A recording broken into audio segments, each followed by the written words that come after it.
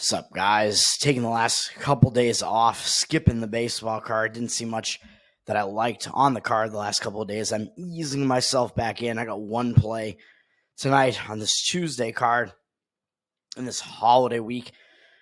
Yesterday, my leans, not great, although the lean on the over in the Mets-Washington game did win. That, it shouldn't have probably. That was a 3-3 game at the end of 9, and 10 runs were scored in one inning in extra innings. I don't know if it went 10 or 11, but in one single inning, I think one team scored 6 and the other scored 4.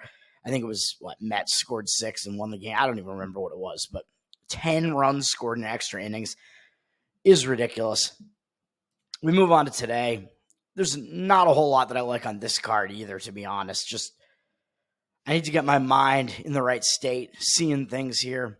I am going to be on one full game total. I was close to playing 2 of them, but I don't think that I can do it on. I lean under in both of these. One, I'm actually on the under, and the other, I lean under in Detroit, Minnesota. But then there are just a few things that keep me off of this, although I do like the under to some extent.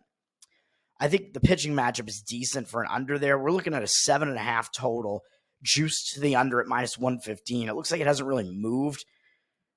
And the market is kind of showing me indicators in the opposite direction, though, as we see 50% of the tickets evenly split, but 53% of the cash on the over.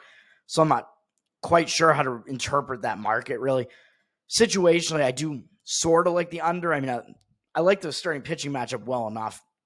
And both of these teams didn't play yesterday. You have a lot of teams that were off yesterday, so a lot of these bullpens are well rested, so I think that's a good thing. Minnesota, I believe, is also returning home from a long road trip, so I think that could throw off their offensive timing a bit. When you have those return home distractions, a lot of times it manifests in the offense being kind of distracted, so I think that also kind of lends itself to it. But on the other side of it, I'm more skeptical as far as the under. So I do kind of like the Minnesota side as far as Minnesota not being able to hit that well, and who Detroit has as the starting pitcher, Tariq Skubal, who's one of the best pitchers in baseball, really. He's the ace on Detroit's staff. He's really good. And he has good stats in his career against Minnesota, I'm pretty sure. But on the other side, Simeon Woods Richardson, even though he's having a good season, a rookie season, a lot of the reasoning for me, playing on some of his games, has been he hasn't been seen before by these opposing offenses, but now he's facing an offense that he has seen before. Even though he did well in that game, I think that was actually his debut. He faced Detroit, and he did pretty well, but now Detroit has seen him that one time, although it was a couple months ago at this point. That might take away some of that advantage of him not having been seen before. Detroit might be a little bit familiar with him now, might be able to hit him a little bit better, so that worries me a little bit. I still do like the under there, but the under I'm actually going to be on is the game with my Boston Red Sox at Miami, which I think that this is conducive to an under. I think this ballpark is kind of conducive to unders too, but Miami also doesn't really have a good offense, so I think that helps. And they're facing one of the better Boston pitchers as well. The market looks good for this. We've seen this go down actually from 8.5 juice to the under down to 8 juice to the over. So it was 8.5 juice to the under -116. Now it's 8 juice to the over -115. So it's gone down just a little bit, but I see numbers all over the place, dude. I see anywhere from 8.5 under juice to -120 all the way to 8.5 under juiced at -112, which I think might be the best price for it right now. And then I see a lot of 8s, and you can get the 8s at under 8 -105, basically. Somewhere in that range, or maybe even plus money, plus 100. I'm not even sure. So you could do either of those. 8's not a key number in baseball, so I don't really mind. I would just kind of just do either one, basically whatever you feel. I like the 8.5 under at -112, though, because it's so close to -110, and you do get that extra hook, even though with the 8, of course, like I said in baseball, it's not as key. But looking at the market, we do also see 59% of the tickets on the over. So slight public lean towards the over here, but 60% of the cash on the under. So it does look like there is some actual money coming in on the under in this one. More of the cash percentage-wise here as we see what percentages are being tracked. And like I said, we've seen that manifest in the total actually moving down a little bit. So I think there is agreement there. Both of these teams didn't play yesterday, so we do have bullpens being rested here, even though Miami's bullpen is not good. Red Sox bullpen has been doing all right, but Miami's offense isn't very good. The Red Sox offense is decent, but it's a two-way street with these totals too. Like, you're going to need both of these teams to really kind of do it, I think, to get this thing over. And I just don't really see that happening in either respect. I think the starting pitching matchup can kind of balance that out and give us an under here. So Cutter Crawford is pitching for Boston. He's been one of the better starting pitchers for the Red Sox. Their starting pitching has struggled, but Crawford and Houck have both been pretty good during the season. Crawford, I think, has been the second best behind Houck. He's got a 1.14 whip and 3.59 ERA. That's all pretty good stuff. 95 to 28 strikeout walk ratio is pretty nice as well. Only 78 hits allowed, 92 and 2/3. So he's kind of quietly pitching pretty well. He hasn't allowed very many hits for the amount of innings pitched. His number of strikeouts is over 9 per 9 innings, so that's good. The walk number pretty low. All those numbers are good. Good strikeout walk ratio. It's 29 to 6 in the month of June, so he's still pitching pretty well recently too. He's got at least 6 innings in every start in June. And these starts have been against difficult teams too, even though he has given up some runs, but not a ton of runs.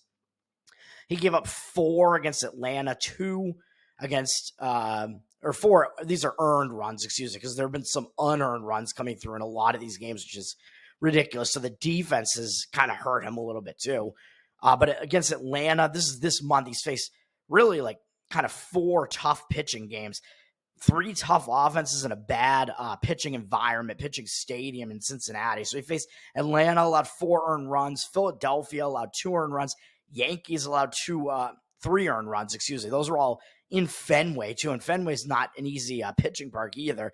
And then he allowed 3 earned runs at Cincinnati, which is also not an easy pitching park. So even though those were not his greatest starts, he's faced a lot of tough lineups, man. At the end of May, he gave up 6 earned runs against Milwaukee and 5 earned runs against Baltimore, and those are 2 good offenses too. So he's pitching pretty respectably overall, man, even though it looks like he's kind of fallen off a little bit. He's faced a lot of difficult offenses, and now he's stepping back down in class, man, facing Miami. Miami's not as good of an offense as the last several that he's faced. So I think that could help him as well. Might ease him into a little bit. But even facing those crazy offenses in the month of June, he still put up a 29 to 6 strikeout walk ratio and only allowed 19 hits in 24 1/3 and went at least 6 innings in every start. So he's still pitching well, man. And against the Miami Marlins, they haven't seen him much, so I think that might help him too. You got this young pitcher who is still kind of unfamiliar to the opposing hitters here.